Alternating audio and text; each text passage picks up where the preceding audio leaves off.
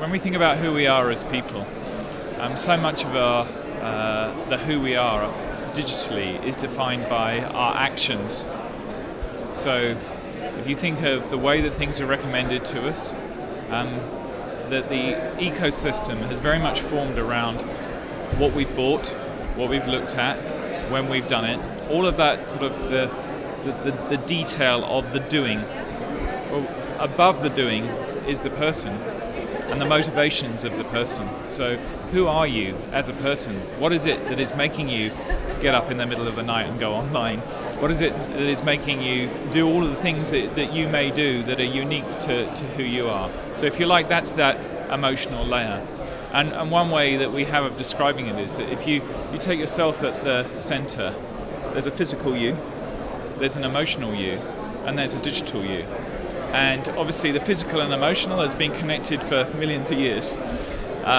If we then think about the connection between the physical and the digital, the quantified self has started to bring those two things together.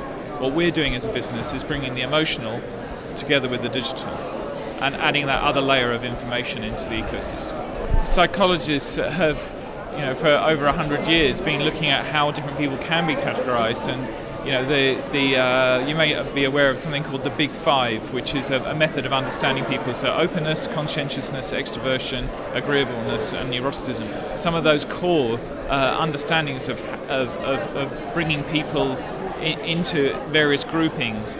I think they will be around for a long while, and we use some of that with the core of what we do. But I think the key of what we're doing is opening up this other layer of understanding, opening up the thing of who are you as a person? What is it that drives you to make that decision to do something, rather than simply looking at the thing that you are doing? And by opening this up, we're essentially helping people to be understood. And that is one of the most primal core things that we as beings need. Right from the word go of needing to be understood that we're hungry, right the way through as adults, just understand who I am. Now, in the digital sense, that presents itself with amazing opportunities for someone to be understood at a much richer level than the way they currently are. Well, I think that there are subtleties. So instead of just looking at the actions, think about looking at the why behind the action. So what our business is doing is making an API available to be able to call the data from us to actually have that additional layer understood. But the key for us is that the user ends up being in control of that. So you can decide, do I want to be completely closed off so that no one understands who I am, be completely anonymous, or the other extreme, allowing that to be understood. And one of the things I think is really important to say is that this data is in many ways a very soft layer of data. You don't need to share your dental records, you don't need to share your tax number, your credit card number in order to be understood in this way.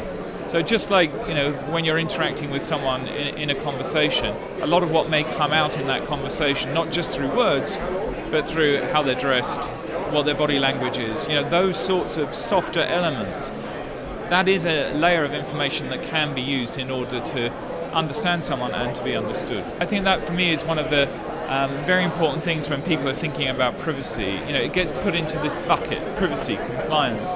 Well, there are certain things that you may never want to share, and there are other things that you'd be really quite comfortable sharing.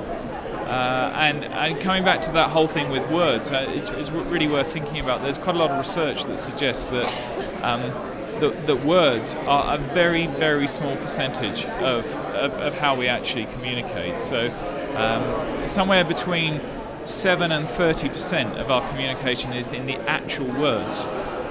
Now, the nuance of how we, the intonation of those words, how we interact with that other individual is obviously makes up all of the other components of it. But so much of the way that the digital world revolves is actually through looking at words.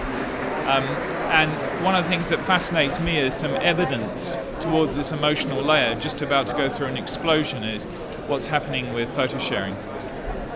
the explosion of photo sharing. What's a better way of expressing your emotions than through an image and how you feel? So I think that's the start of a journey towards something much richer.